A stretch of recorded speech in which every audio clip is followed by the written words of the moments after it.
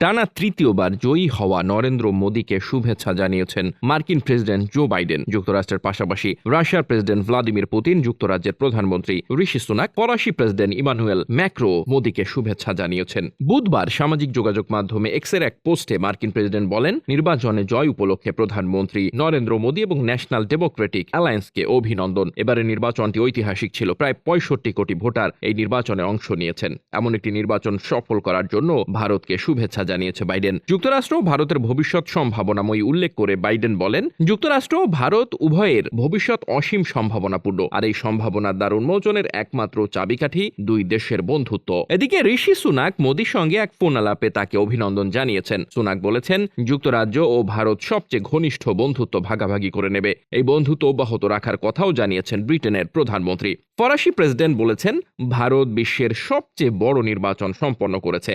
এক্ষেত্রে আবারও প্রধানমন্ত্রী হওয়ায় মোদীকে অভিনন্দন জানিয়েছেন ইমানুয়েল ম্যাক্রো। একই দিন নরেন্দ্র মোদীকে টেলিফোন করে শুভেচ্ছা জানিয়েছে রাশিয়ার প্রেসিডেন্ট ভ্লাদিমির পুতিন। রুশ প্রেসিডেন্টের কার্যালয় ক্রেমলিনের জনসংযোগ বিভাগ ক্রেমলিন প্রেস এক বিবৃতিতে জানিয়েছে তথ্য। বিবৃতিতে বলা হয়েছে, বর্তমানে যে বিশেষ বন্ধুত্বপূর্ণ ও সম্ভাবনাময় কৌশলগত সম্পর্কে আবদ্ধ রয়েছে ভারত এবং রাশিয়া, তাতে সন্তুষ্ট প্রকাশ করেছেন দুই নেতা। সেই সঙ্গে তারা আশাবাদ ব্যক্ত করেছেন যে সামনের দিনগুলোতে এই সম্পর্ক আরও বিস্তৃত হবে।